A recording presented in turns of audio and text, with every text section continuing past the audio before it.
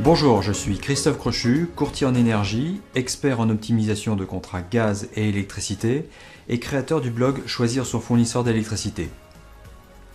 Si vous êtes copropriétaire, vous pensez certainement que vous payez trop de charges. En plus, ça augmente tout le temps et souvent vous ne savez pas ce que vous payez. Pourtant, des charges, ça se négocie. Le problème, c'est que vous n'avez pas le temps ou les compétences pour vous plonger dans les comptes de la copropriété. Vous êtes obligé de vous en remettre à l'avis du conseil syndical ou du syndic, et il vous arrive d'avoir des doutes sur les choix qui sont faits. Vous avez peut-être le sentiment diffus que vous ne maîtrisez pas grand-chose, que vous n'êtes là que pour payer et qu'il est possible que vous payiez plus que nécessaire. Vous aimeriez donc comprendre comment ça marche et être rassuré de savoir que votre syndic utilise les meilleures techniques de négociation pour réduire vos charges de copropriété. J'ai donc décidé de créer une série de vidéos de formation gratuites dans laquelle je vais vous donner mes meilleurs conseils pour réduire vos charges grâce à vos factures de gaz et d'électricité. Cette série a pour but de vous montrer comment exploiter au mieux les services de votre syndic pour créer une relation de confiance avec lui et accessoirement lui faire gagner beaucoup de temps. Dans les premières vidéos, je vais vous décrire les 5 erreurs que nous faisons tous, des erreurs qui coûtent cher et que je vais vous apprendre à éviter. Vous verrez que la plupart du temps, ce sont des erreurs de débutants. Vous verrez aussi qu'en apprenant à connaître le métier de votre gestionnaire et en utilisant les techniques de négociation empruntées aux acheteurs industriels, il est parfois possible d'économiser plusieurs mois de charges grâce aux factures d'énergie. Donc, on va décortiquer ces erreurs et je vais vous donner mes meilleurs conseils pour vous permettre de réduire vos charges. Des conseils qui vous permettront de savoir ce qui se négocie, comment vous devez le négocier, comment éviter les pièges tendus par les fournisseurs et comment éviter de faire de très grosses erreurs qui engagent la copropriété pour plusieurs années. Des conseils que vous pourrez appliquer facilement, que vous souhaitiez négocier par vous-même ou par l'intermédiaire d'un expert. Dans les vidéos suivantes, je vous expliquerai une méthode en 4 étapes qui permet au syndic qui l'utilise d'obtenir les meilleurs tarifs du marché de manière simple et sans que cela ne coûte le moindre centime ni au syndic ni à la copropriété. Une méthode que maîtrisent parfaitement les gestionnaires experts, ceux qui font vraiment gagner de l'argent à leurs clients. Ces gestionnaires passent très peu de temps à négocier et évitent tous les pièges tendus par les fournisseurs. Je vous donnerai aussi un de mes secrets, une méthode qui permet de réduire ses factures d'électricité sans négociation, sans changer sa consommation et sans changer de fournisseur. Une méthode qu'aucun fournisseur ne propose jamais, soit parce qu'ils n'en ont pas l'envie, soit parce qu'ils n'en ont pas les compétences. La première erreur, c'est de négocier uniquement les gros contrats. On ne s'en rend pas bien compte, mais les petits budgets, c'est ce qui augmente le plus dans vos charges. Un jour, prenez le temps de faire le calcul. Vous serez surpris de constater l'impact réel de l'augmentation de toutes les petites factures. Vous pourrez constater que la hausse constante de vos charges tient plus aux petites factures qu'aux grosses. Comme on dit, les petits ruisseaux font les grandes rivières. Dans mon domaine d'expertise, vous payez 3 types de factures.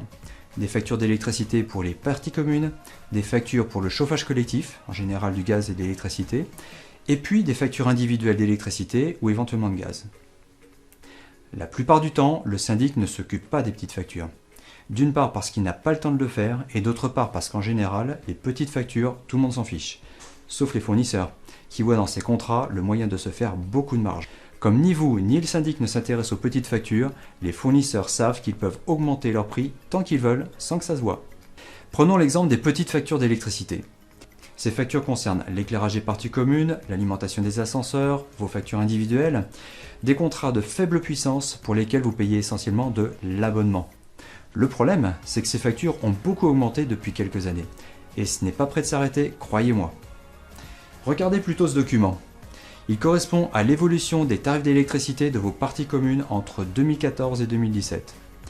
En bleu, vous avez l'évolution moyenne des prix annoncés par la Commission de régulation de l'énergie, la CRE. Une baisse de 2,1% sur 3 ans. Les 3 autres courbes correspondent à l'évolution réelle des factures d'électricité des compteurs souscrits en 3, 6 et 9 kVA. Le constat est clair. En 3 ans, les factures d'électricité de vos compteurs ont augmenté d'environ 10%, alors que dans le même temps, la CRE vous faisait croire à une baisse de 2,1%.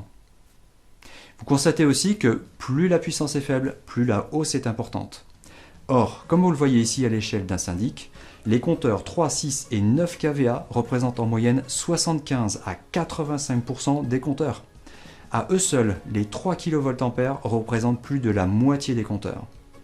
La mauvaise nouvelle, c'est que la CRE annonce des hausses très importantes d'ici à 2020. Pour vous donner une idée, En 2014, la CRE écrivait qu'elle prévoyait une augmentation de 50% des tarifs réglementés de l'électricité d'ici à 2020. Le tarif réglementé cumule donc tous les inconvénients pour les copropriétés, et ce pour 4 raisons. D'abord, c'est un des tarifs les plus chers du marché. Si vous n'êtes pas convaincu, je vous conseille de lire l'article d'UFC Que Choisir dans son numéro d'avril 2017. Ensuite, c'est un tarif qui augmente chaque année et beaucoup plus vite que l'inflation. Pour vous donner une idée, en 14 ans, les tarifs réglementés ont augmenté 2 fois plus vite que l'inflation, plus 40% contre plus 21%. Ensuite, comme on l'a vu, les hausses du tarif réglementé visent essentiellement les petits compteurs. Et enfin, il faut savoir que le tarif réglementé permet aux fournisseurs d'envoyer une facture complémentaire plusieurs années après. C'est ce qu'on appelle un rattrapage tarifaire. Pour vous donner une idée, c'est un peu comme si votre boulanger vous demandait de payer un rattrapage tarifaire sur toutes les baguettes qu'il vous a vendues il y a 3 ans. Une chose impensable en tarif marché.